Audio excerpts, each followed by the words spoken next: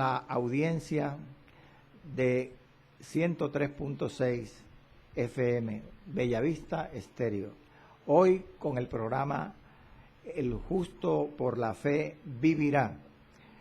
Y continuaremos la tercera entrega de este tema del libro de los Hechos, la predicación y persecución de Pablo en Tesalónica. Hoy es, como le digo, la tercera parte de este tema. Vamos a orar, pero primero voy a leer la Sagrada Escritura. Allí en el capítulo 17 del libro de los Hechos, los 9 primeros versículos. Dice la palabra del Señor así: pasando por Anfípolis y Apolonia, llegaron a Tesalónica, donde había una sinagoga de los judíos. Y Pablo, como acostumbraba, fue a ellos, y por 3 días de reposo discutió con ellos, declarando y exponiendo por medio de las Escrituras que era necesario que el Cristo padeciese y resucitase de los muertos, y que Jesús, a quien yo os anuncio, decía él, es el Cristo. Y algunos de ellos creyeron, y se juntaron con Pablo y con Silas, y de los griegos piadosos gran número, y mujeres nobles no pocas. Entonces, leo el versículo 5. Entonces los judíos que no creían, teniendo celos, tomaron consigo a algunos ociosos, hombres malos, y juntando una turba, alborotaron la ciudad, y asaltando la casa de Jasón, procuraban sacarlos al pueblo. Pero no hallándolos, trajeron a Jasón y algunos hermanos ante las autoridades de la ciudad, gritando: estos que trastornan el mundo entero también han venido acá. Gloria al Señor. Verso 7. A los cuales Jasón ha recibido, y todos estos contravienen los decretos de César, diciendo que hay otro rey, Jesús. Y alborotaron al pueblo y a las autoridades de la ciudad, oyendo estas cosas. Pero obtenida fianza de Jasón y de los demás, los soltaron. Aleluya, gloria al Señor para siempre. Amantísimo Dios, Jehová de los ejércitos, Dios de Abraham, de Isaac y de Jacob, Dios y Padre del Señor Jesucristo. Venimos esta mañana, Señor, presentándote este programa de enseñanza bíblica, para que tú, Señor amado, en el nombre de Jesús de Nazaret, nos des la sabiduría y ministres la sabiduría también en aquel que escucha el programa y pueda recibir tu palabra. Aleluya, pueda recibir la edificación, la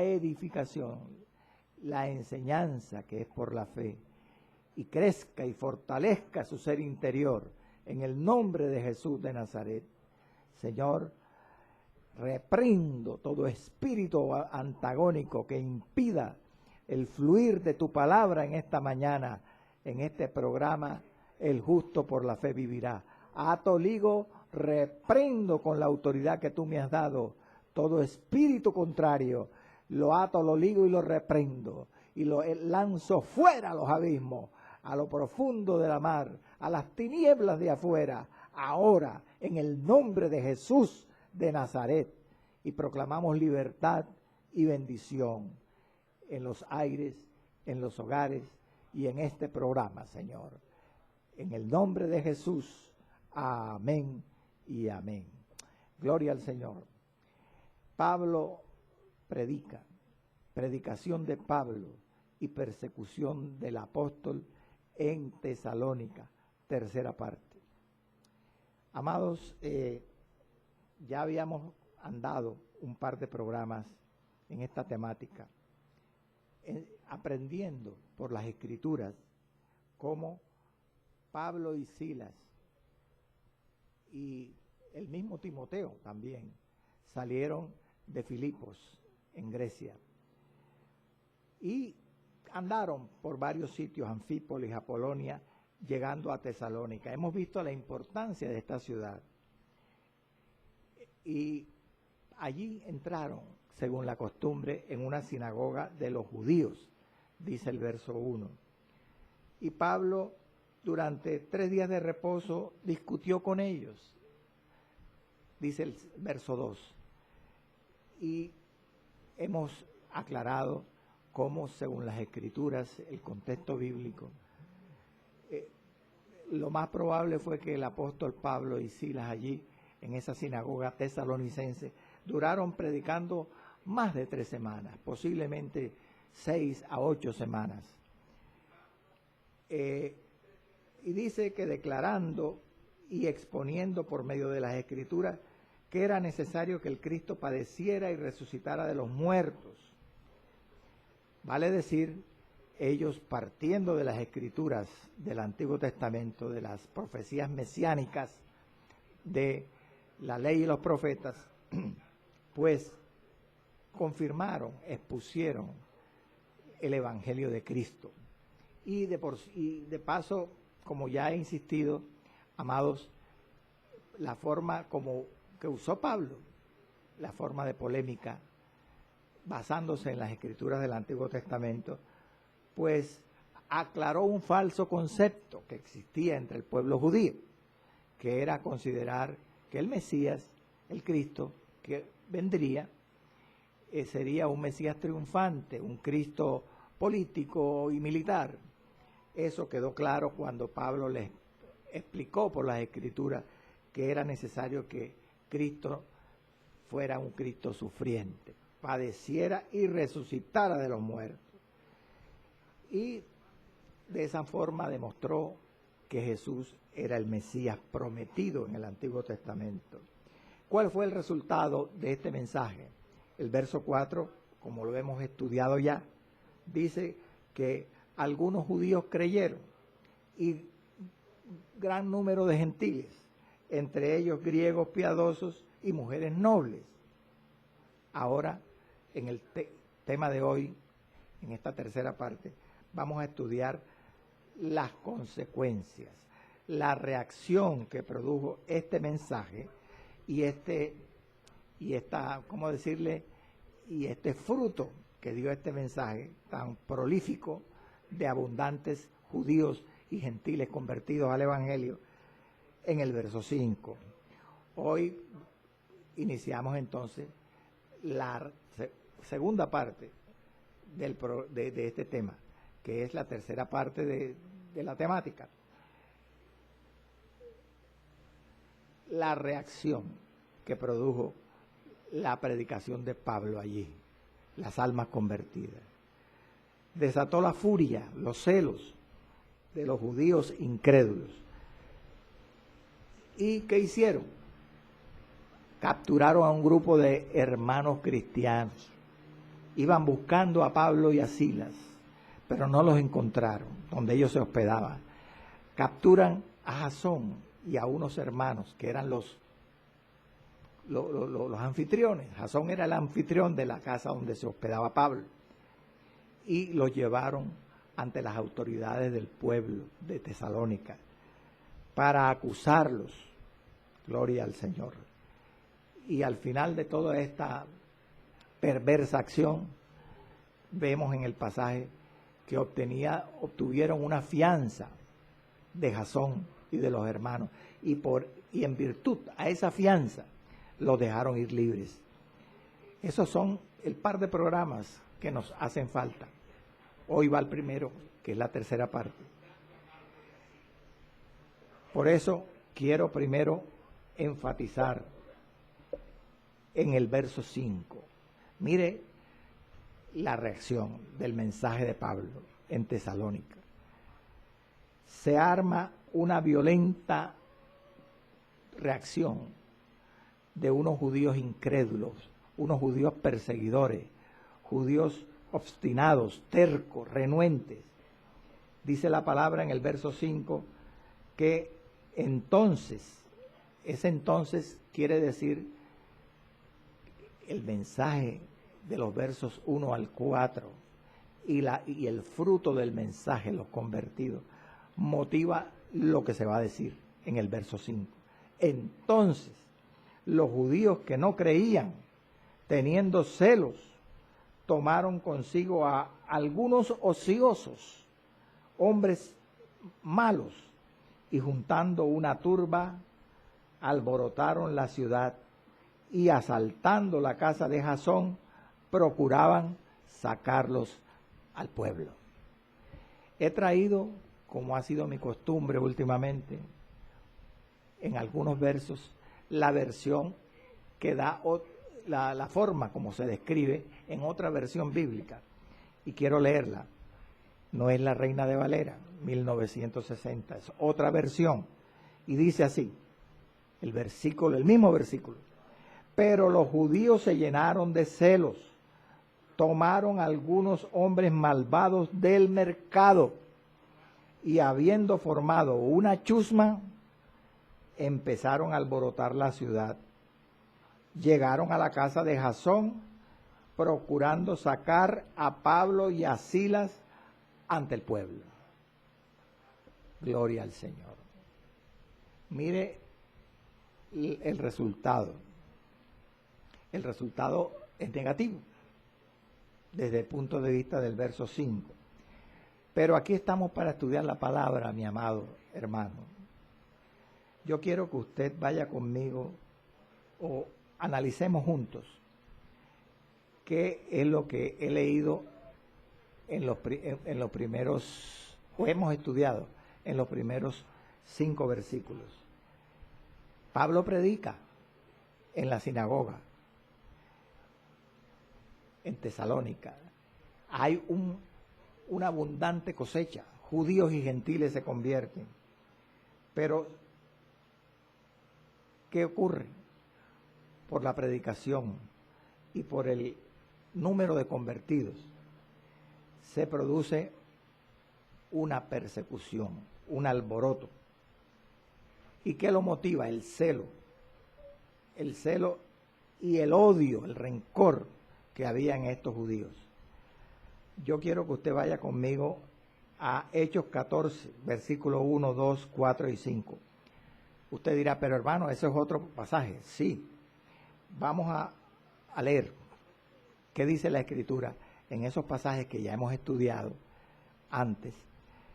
En la predicación de Pablo en aquella ocasión con Bernabé, en el primer viaje misionero en Iconio, para que usted se dé cuenta qué parecido con lo que ocurre ahora en este capítulo 17 en la predicación de Pablo y Silas y Timoteo en Tesalónica, en este segundo viaje misionero. Quiero leer con usted, vaya conmigo, a Hechos 14, versos 1, 2, 4 y 5. Y dice así: aconteció en Iconio que entraron juntos, en esta ocasión Pablo estaba con Bernabé, en la sinagoga de los judíos, y hablaron de tal manera que creyó una gran multitud de judíos y asimismo de griegos. Mas los judíos que no creían excitaron y corrompieron los ánimos de los gentiles contra los hermanos. Y después se hace una división. Unos estaban con los judíos y otros con los apóstoles. Pero cuando los judíos y los gentiles se lanzaron a la sinagoga a apedrear y ofender a Pablo y a Bernabé, de alguna manera ellos supieron que los iban a apedrear y huyeron a unas ciudades vecinas, a Listra y a Derbe. Como usted se da cuenta, amado, lo mismo que ocurrió en Iconio, en el segundo viaje misionero, según Hechos 14, que le acabo de leer, ocurrió en Tesalónica, en Grecia, en el segundo viaje misionero a Pablo y a Silas. ¿Qué ocurrió? El celo y la oposición de los judíos perseguidores, incrédulos, crean un alboroto, una persecución contra los misioneros. Gloria al nombre del Señor. O sea que no era nada nuevo, hermano. Es lo que yo quiero que usted aprenda en esta mañana. Era algo que ya en otras ocasiones había ocurrido. Ahora bien, hay una pregunta. Si usted está estudiando la palabra y conoce estos pasajes, entonces podría preguntarse, lo que pasó, aconteció en este versículo 5 que estamos estudiando, este alboroto que motivó el celo de los judíos incrédulos y esta persecución contra los misioneros. Usted se podría preguntar, hermano, ¿eso ocurrió inmediatamente después de lo que está relatado en los 4 versículos anteriores? O sea, cuando Pablo predicó en la sinagoga y se convirtieron al evangelio, ¿enseguida pasó eso? Ese alboroto, ¿o fue tiempo después? Bueno, lo que yo le puedo decir es lo que dice la Escritura, que acabo de leerle. El verso 5 dice, entonces los judíos que no creían, y relata el infausto, el incidente. O sea, Lucas no dice si eso fue enseguida o fue tiempo después. Pero para los estudiosos en la palabra, los inquietos en la palabra, le puedo contestar que muy probablemente no fue inmediatamente después.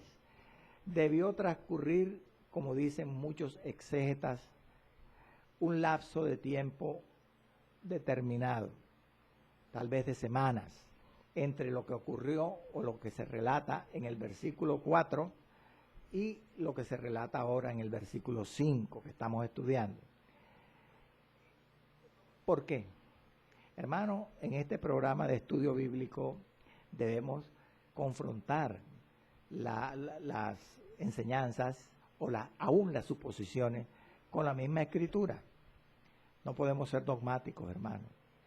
Debemos comprobar por las mismas Escrituras lo que extraemos de ellas. Amén. Gloria al nombre del Señor. Hay 2 razones bíblicas por las cuales dicen los eruditos que debió pasar un tiempo determinado entre el verso 4 y el verso 5. Primero, lo que dice el mismo apóstol Pablo allá en Filipenses 4:16, que ya lo mencioné antes.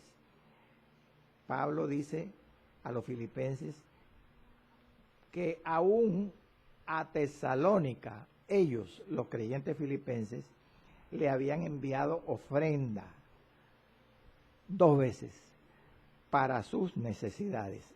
Léalo para que lo confirme. Filipenses 4:16. Entonces, este versículo sugiere que debió pasar un tiempo determinado de Pablo, de la predicación de Pablo en la sinagoga de Tesalónica, para que se armara la reyerta, el alboroto, porque fueron 2 ofrendas que Pablo relata que recibió de los filipenses cuando estaba en Tesalónica. Segunda razón por la cual debió transcurrir un tiempo o mediar varias semanas para que se armara la trifulca allí en Tesalónica, y es como dice Pablo a los tesalonicenses en la primera de Tesalonicenses capítulo 1 verso 7. La iglesia allí en Tesalónica ya había crecido, había muchos más discípulos, y ya esta iglesia, bendito sea el nombre del Señor, se había vuelto una iglesia fuerte, de carácter, firme en la doctrina y en el carácter. Leamos para que usted se dé cuenta, primera de Tesalonicenses 1:7. Dice Pablo a los creyentes allá en Tesalónica, de tal manera que habéis sido ejemplo a todos los de Macedonia y de Acaya que han creído. Han sido ejemplo ustedes, los tesalonicenses. Eso indica, si fueron ejemplo, que ya eran personas con un carácter firme y estable, cristiano. Y para que esto hubiera ocurrido, pues lógicamente debía haber transcurrido un tiempo mayor de 3 semanas para que Pablo hubiera edificado esa iglesia. Debía haber transcurrido un tiempo determinado entre el versículo 4 y el versículo 5. Además, mire lo que dice Pablo a los tesalonicenses en el verso 8 del mismo capítulo 1 de Primera de Tesalonicenses. Porque partiendo de vosotros ha sido divulgada la palabra del Señor, no solo en Macedonia y Acaya, sino también en todo lugar. Y vuestra fe en Dios se ha extendido, de modo que nosotros no tenemos necesidad de hablar nada.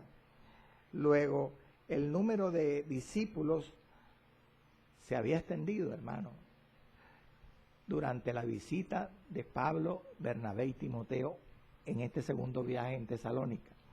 Luego debió, concluyendo, haber transcurrido al menos varias semanas entre lo que dice el verso 4 y lo que dice el verso 5. Eso no fue inmediatamente. Tiempo después, según le estoy explicando, debió armarse este lío, este alboroto en la ciudad de Tesalónica. Ahora, podemos preguntarnos, ¿cuál fue la causa principal del ataque contra los predicadores en esta ciudad? El mismo versículo lo confirma. El mismo versículo lo dice. Entonces los judíos que no creían, teniendo celos, tomaron algunos hombres ociosos, después dice, alborotaron la ciudad y finalmente afirma, asaltando la casa de Jasón. Todas esas acciones malas, perversas, fueron motivadas por los celos. Esa es la respuesta al interrogante. Esa fue la causa principal de todos los ataques que ellos propiciaron en esta ciudad. Los judíos incrédulos, los celos. Pero si usted examina bien, amado escucha, en realidad ellos no solamente se pusieron celosos únicamente, ellos también estaban furiosos, porque para hacer todo lo que dice el verso 5 que hicieron, no se explica solamente por los celos, porque ellos toman una turba, hombres ociosos y malos, juntan, alborotan la ciudad y después asaltan, atropellan la casa de Jasón y toman a algunas personas que estaban allí por la fuerza y los llevan, como dice el texto original en griego, los arrastran ante las autoridades. Para hacer todo eso, hermanos, tenían que, además de estar presa de los celos, estos judíos perversos, tenían que estar iracundos, furiosos. Mire, es que celos e ira son las dos caras, como dijo alguien, de una misma moneda. Son las dos caras de una misma moneda, hermano. ¿Por qué? Porque, ¿qué son los celos? Le pregunto yo a usted, ¿qué son los celos? Los celos son un sentimiento que aparece cuando una persona se siente amenazada de perder algo que considera propio de él, considera de su propiedad. Ese sentimiento se llama celo. Y no es un sentimiento agradable, es un sentimiento negativo. Entonces, cuando las personas se sienten amenazadas de perder, que no tienen temor de Dios, algo que consideran de su propiedad, son presas de los celos, generalmente, casi siempre actúan con ira, con furia. Por eso, celos e ira son dos caras de una misma moneda. Ahora, Lucas, el autor del libro, ilustra esto en otros pasajes. Por ejemplo, en Iconio, como le leí ahorita, que se produjo lo mismo que acá en Tesalónica, pues vemos ilustrada esta verdad. Allá en Iconio también ocurrió lo mismo. Ellos se encelan porque se convierte una cantidad de gente en la sinagoga en Iconio por la predicación de Pablo y Bernabé, e inmediatamente los persiguen, manifiestan el celo y la ira. Acá pasa lo mismo, pero hay otro pasaje que es Hechos 13:15. Vamos a Hechos 13:45, perdón. Esto fue también en el primer viaje misionero, cuando Pablo y Bernabé predicaron en Antioquía de Pisidia, al sur de Galacia. Dice el pasaje que ellos también fueron a la sinagoga, pero viendo, Hechos 13:45 estoy leyendo, pero viendo los judíos la muchedumbre que oía a Pablo, se llenaron de celos y rebatían lo que Pablo decía, contradiciendo y blasfemando. Vea cómo también acá en Antioquía de Pisidia ocurrió lo mismo. Los celos y la ira motivaron la persecución. Y en este caso, como le acabo de leer, no solamente hubo acciones, sino que también, bendito sea el nombre del Señor, hubo ataque verbal, calumnias que profirieron allí en Antioquía de Pisidia. Ahora, ¿qué motivó? Quiero preguntar, ¿qué motivó los celos de los judíos perseguidores? Bíblicamente, según las Escrituras, ¿qué motivó los celos? Bueno, como vemos en el versículo 5, cuando los judíos observaron que Pablo y Silas, por su predicación, habían convertido a algunos de ellos, dice el verso 4, y mujeres y gran número de griegos piadosos y no pocas mujeres nobles, es que ellos persiguen, que ellos alborotan la ciudad y buscan hombres ociosos y malos. O sea, lo que motivó los celos de ellos, según el verso 4, fue ver que los misioneros estaban sacando de las sinagogas a algunos prosélitos gentiles que se habían convertido a la religión judía que ellos les habían predicado a los mismos judíos, y algunos de ellos mismos, judíos de la religión judaica, se pasaban al evangelio. Ahora, ¿fue esa la única razón que movió los celos de estos perversos judíos? No.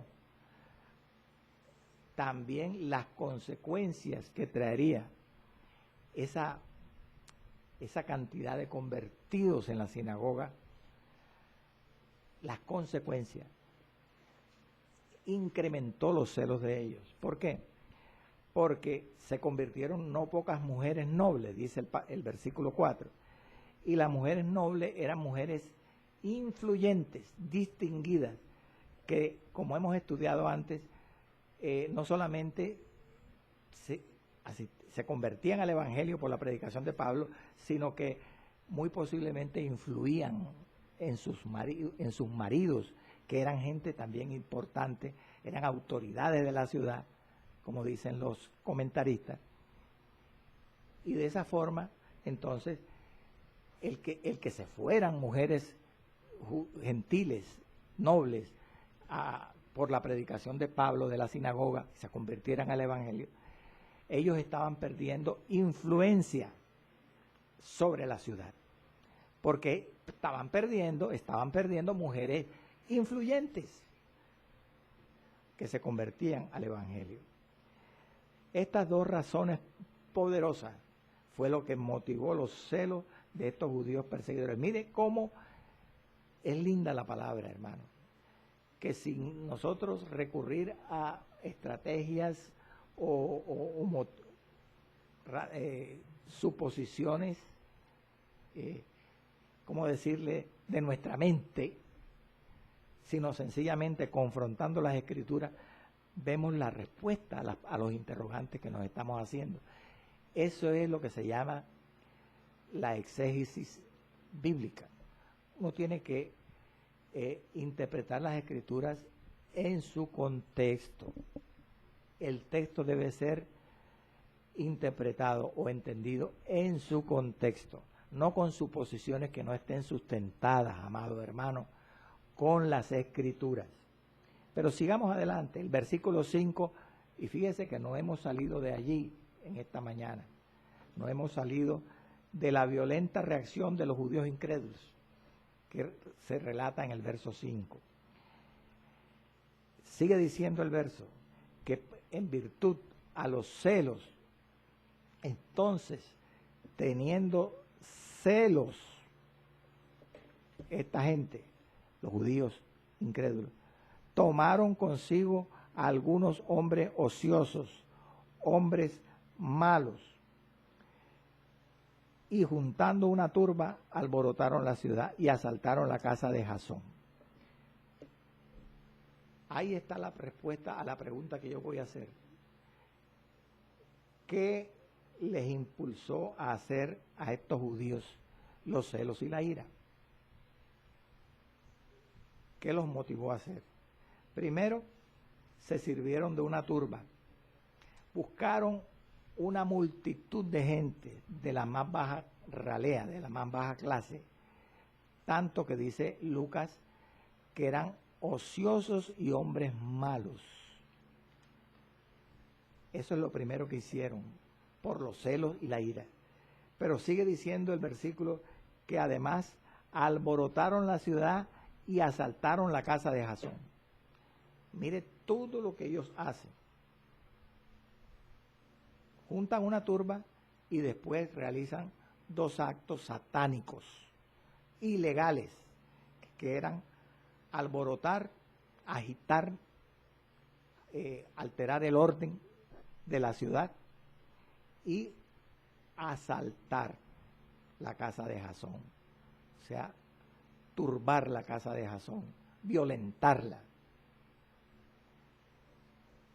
¿Por qué eran actos satánicos, hermano? Explíqueme. ¿Por qué eran actos ilegales?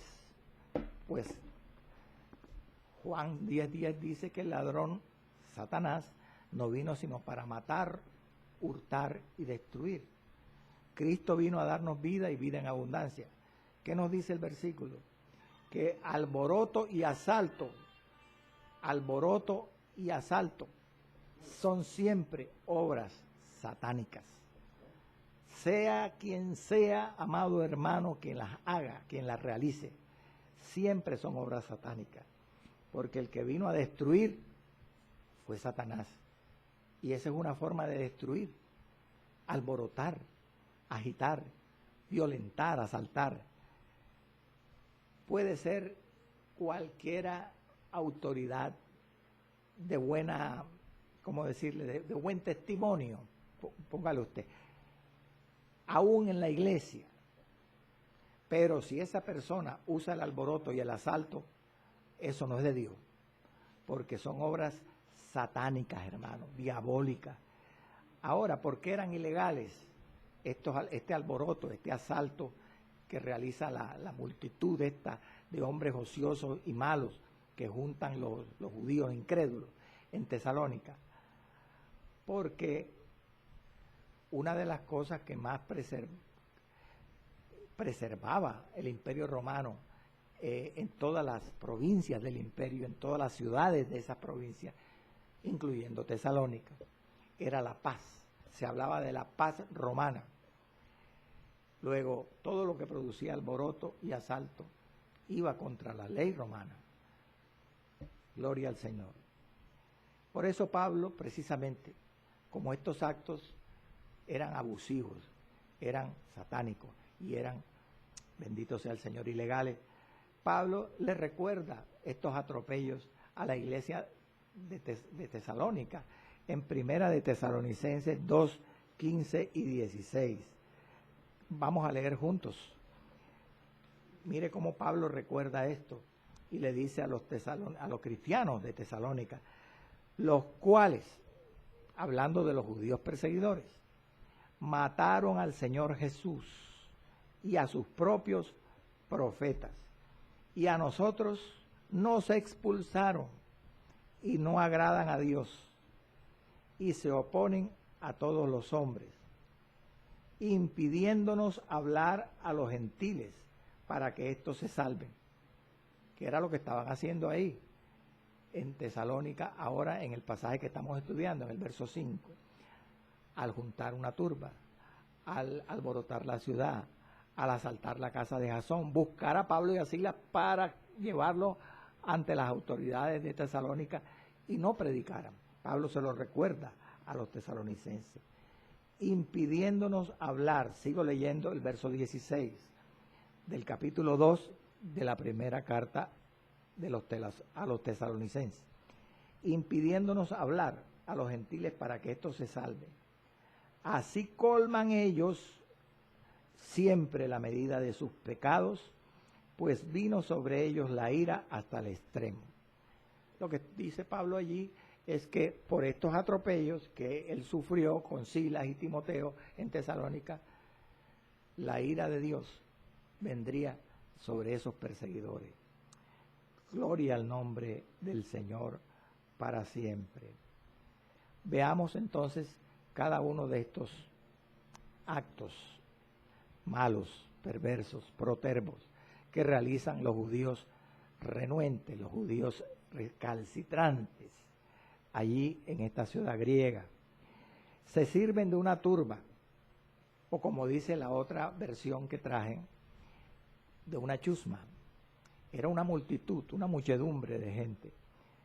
Por eso vale la pena preguntarnos cómo formaron estos judíos la turba.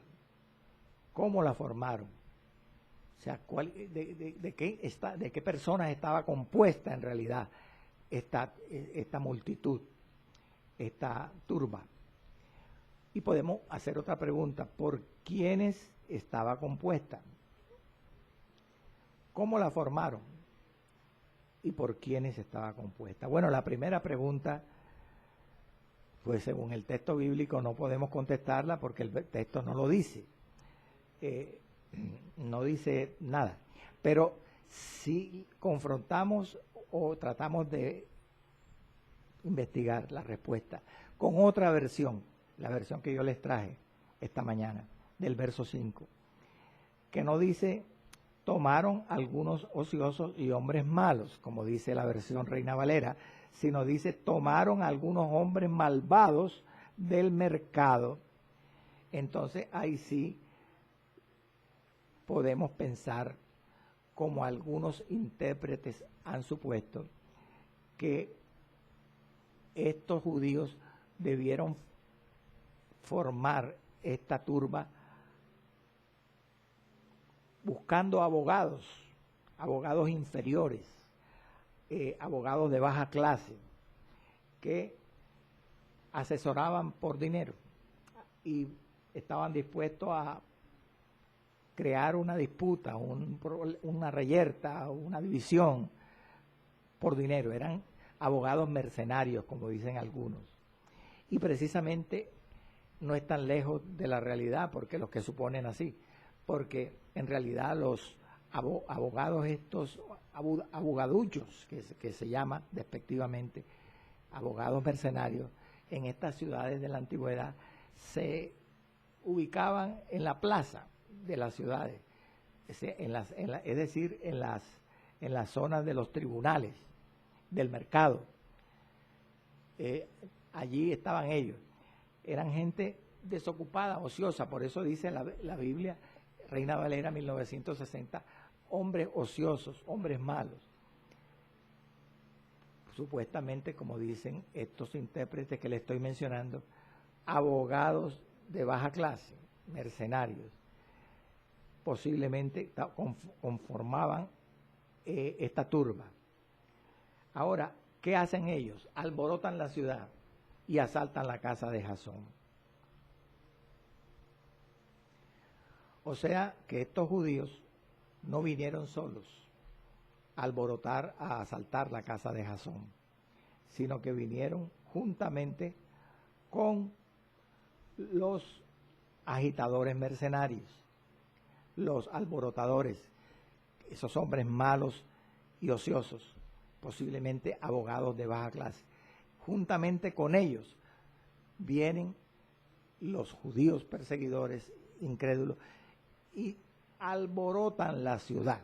Es decir, buscan todavía más gente que se les una en su ira, en su celo contra los misioneros, los apóstoles Pablo y Silas.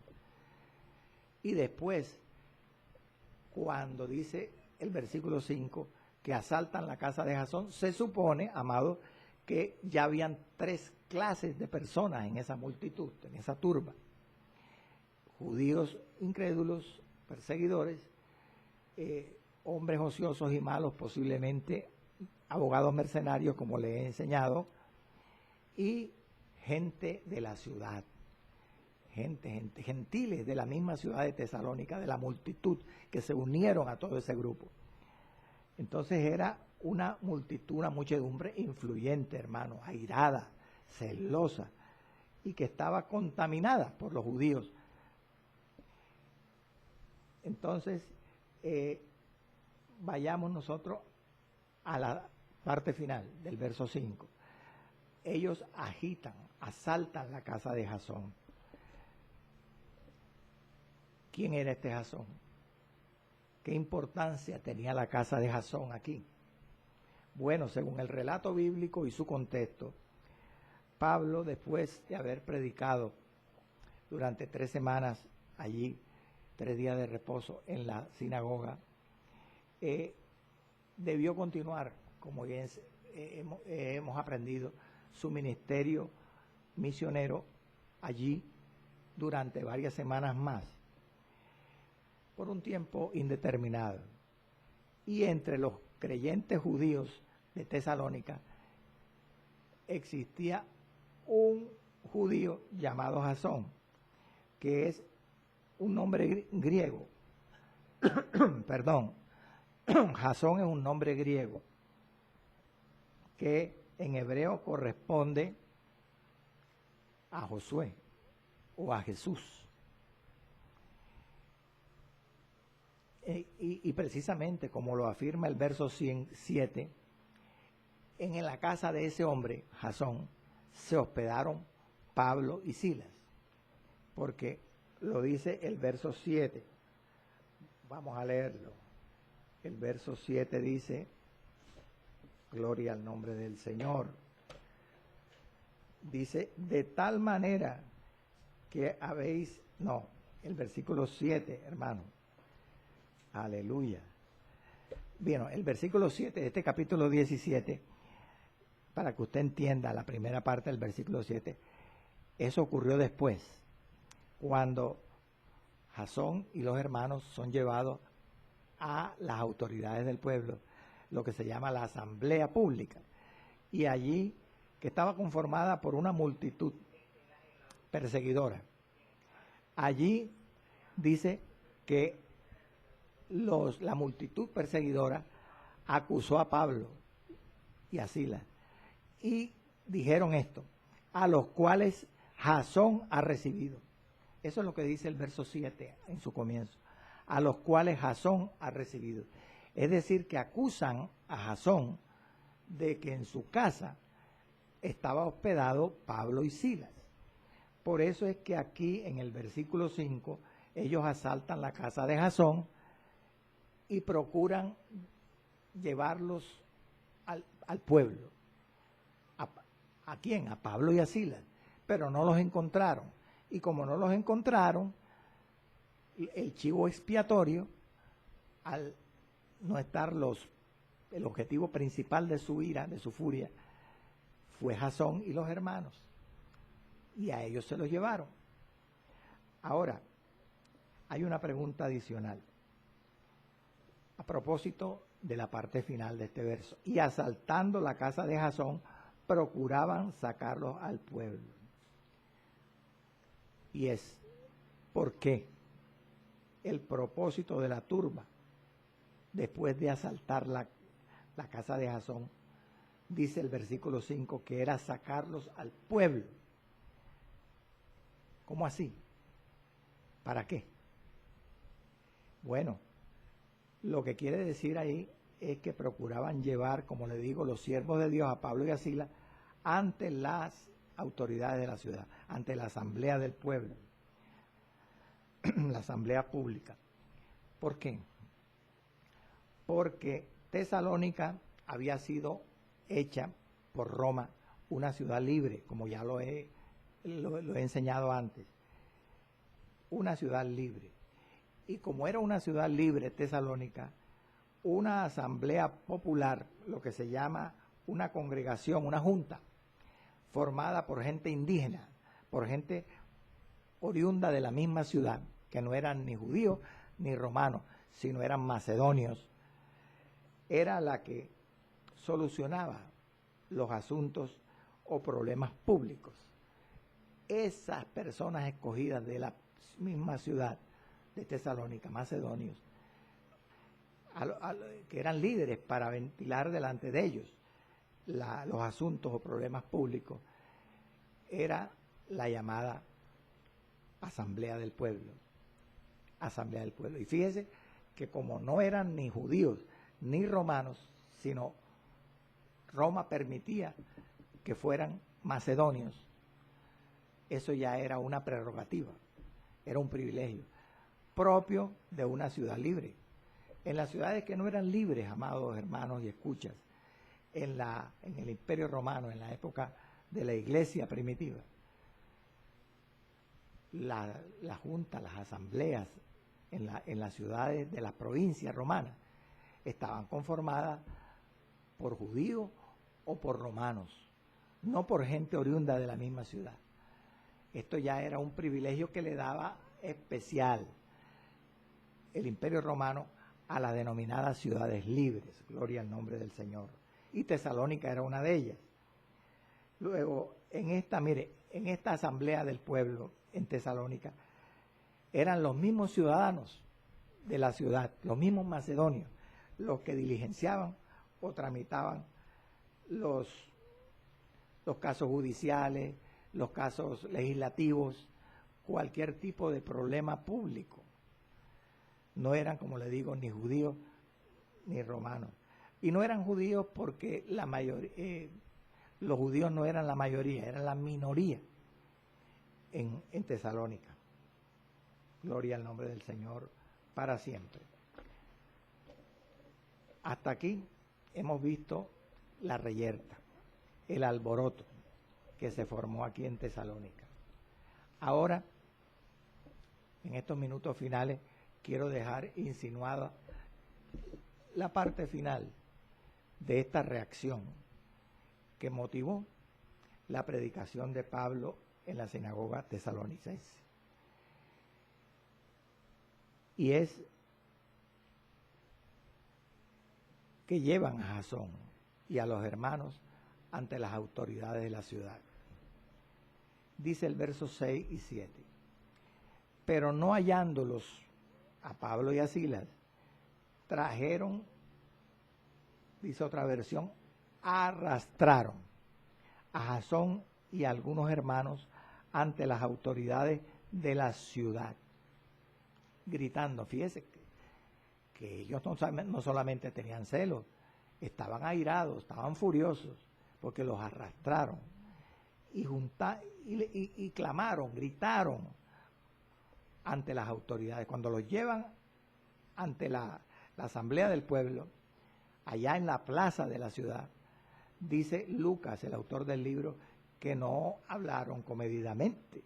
Dice que gritaron para exponer los cargos, las acusaciones de que le endilgaban a Pablo y a Silas. Pero no, como no estaban Pablo y Silas, acusan indirectamente a Pablo y Silas a través del chivo expiatorio o de los chivos expiatorios, que eran Jasón y los hermanos. Y dice gritando. ¿Qué gritaban? Básicamente dos cosas. Primero, estos que trastornan al mundo entero también han venido acá, a los cuales Jasón ha recibido, ha hospedado, como ya lo he dicho. Y segundo, acusan indirectamente a Pablo y a Silas a través de Jasón, de que y todos estos contravienen, o sea, desobedecen los decretos de César diciendo que hay otro rey, Jesús. O sea, los acusan de alborotadores. Cuando los alborotadores eran ellos eran los alborotadores, los acusadores, y los acusan de rebeldes, de desobedecer, de contravenir las órdenes de César. Asombra ver que las acusaciones que le hacen aquí falsamente a los hermanos que están allí y con ellos a Pablo y a Silas, que estaban ausentes, fueron las mismas acusaciones que le hicieron a Jesús, a Cristo. A Cristo lo acusaron, hermanos, de alborotador también, y lo acusaron de rebelde, pero además lo acusaron de blasfemo. Pero a estos misioneros los acusan aquí en Tesalónica nada más de dos cargos: alborotar y rebelarse. Ahora, ¿por qué Pablo y Silas no estaban allí? Porque dice que el verso 6 al comienzo, pero no hallándolos, trajeron a Jasón y a algunos hermanos. Pues se supone, es lógico, es obvio, que de alguna manera Pablo y Silas recibieron el aviso, el campanazo, de que los iban a atacar, que los iban a prender, los iban a llevar presos. Ahora, ¿cómo recibieron este aviso? Toca suponerlo, porque la Escritura no lo dice. Posiblemente Dios les reveló, porque no hará nada, dice el profeta Amós, no hará nada Jehová el Señor sin que revele antes su secreto a sus siervos los profetas. Pero cabe la eventualidad que de pronto un hermano allí, los hermanos de allí, se enteraron y fueron y le dijeron a Pablo. Lo cierto es que por el contexto se supone que lo llevaron a alguna parte escondida de la ciudad y allí los ocultaron. Cosa que cuando llega la turba, la chusma, la plebe, ellos no están ahí. Entonces, ¿quiénes pagan? Paga Jasón y los hermanos que estaban allí. Por eso le digo que lo tomaron como chivo expiatorio, porque el objetivo de la ira de los perseguidores era Pablo y Silas. Pero entonces le cargan la culpa a Jasón y a los hermanos. Gloria al Señor. Fíjese, hermano, que Pablo, Silas, posiblemente Timoteo también fue escondido. Y a él también lo iban buscando, junto con Pablo y Silas, esta multitud.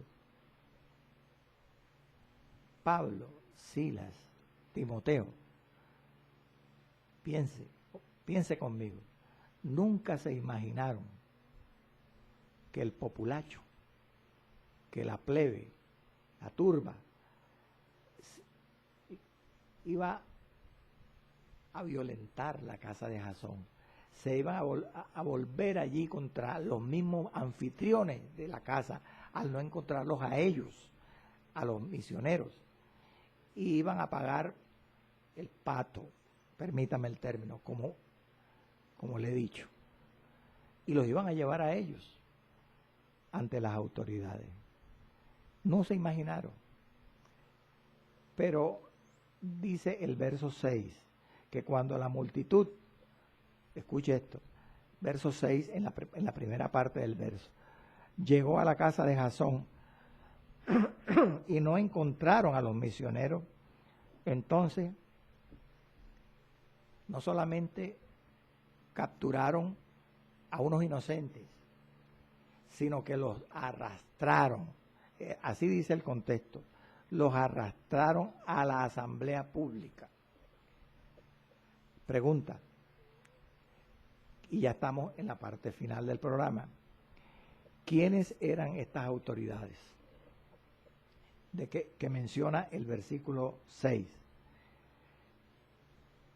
¿Quiénes eran estas autoridades? Dice que los llevaron, los arrastraron ante las autoridades de la ciudad. ¿Quiénes eran esas autoridades? Es interesante, es importante tener claro esto, porque no lo dice el pasaje, pero confrontando el contexto de las Escrituras y algunos hallazgos arqueológicos de la arqueología, se ha supuesto y tiene la certeza, el convencimiento, que eran oficiales, los líderes de la asamblea pública, de la asamblea del pueblo, que gobernaba y que ventilaba, como ya le he dicho, los asuntos públicos, tanto judiciales como legislativos. Eran oficiales, eran los llamados magistrados. En el pasaje, cuando estudiamos la persecución en Filipos, menciona Lucas allí que esas autoridades eran llamadas magistrados.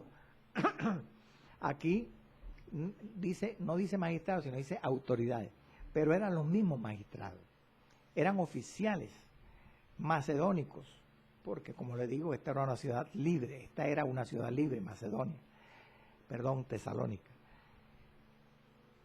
Y estos oficiales,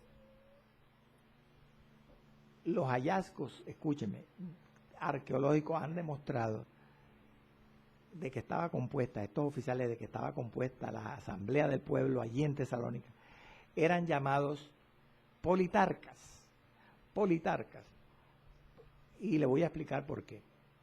En 1876, cuando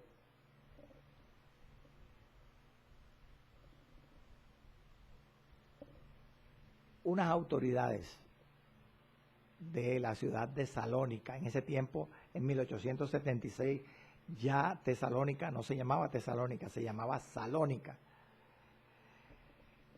Dice la historia que unas autoridades de Salónica en 1876 demolieron el antiguo arco que se encontraba en la vía Ignacia, que ya hemos estudiado sobre eso, la llamada Puerta de Vardar, que estaba ubicada allí en Tesalónica. Bueno, en ese momento, en 1876, en Salónica. Esa Puerta de Vardar, un arco conocido, cerca del cual se sesionaban, se reunía la Asamblea del Pueblo en la antigüedad en Tesalónica. Estas autoridades, que eran arqueólogos, en 1876, al demoler este arco, descubrieron una inscripción en esos, ¿cómo decirle?, en esos escombros, producto de la demolición. Encontraron unos fósiles, lo que se llaman fósiles, y allí en esos fósiles encontraron una inscripción en uno o en varios de esos fósiles, con los nombres de antiguos oficiales de Tesalónica. Y estos nombres, escúcheme, estaban antecedidos por el término politarca. Entonces hablaban, por ejemplo, Pedro, José, Juan, Chucho. Pero antes de Pedro decía Politarca Pedro, Politarca Juan, Politarca Santiago, Politarca Chucho. Luego, estas autoridades de Tesalónica, que hemos llamado, o que se llaman oficiales o magistrados, que eran macedónicos, eran llamados politarcas, según dicen las inscripciones encontradas en los fósiles allí, que precisamente ese término politarca se encontró también en otras inscripciones halladas desde el siglo II antes de Cristo hasta el siglo III después de Cristo. No fue la única, fueron varios hallazgos que confirmaban lo mismo. Entonces, por eso se acepta hoy en día. Los eruditos, los intérpretes, aceptan que estos oficiales o magistrados de Tesalónica, mencionados en el verso 6, eran los llamados politarcas en las inscripciones arqueológicas que se han encontrado en esos hallazgos arqueológicos. Y dicen los historiadores que a mediados del siglo I, Tesalónica tenía 5 politarcas. Eran varios gobernantes. Eso es lo importante de este concepto, de que existían los llamados politarcas. Y era que habían varios líderes, o sea, habían cogobernantes que administraban los asuntos judiciales y los asuntos legislativos en Tesalónica. Esos eran los politarcas. Bueno, lamentablemente se nos acabó el tiempo. Gloria al nombre del Señor. Y damos gracias a Dios Padre. Seguimos en la próxima ocasión.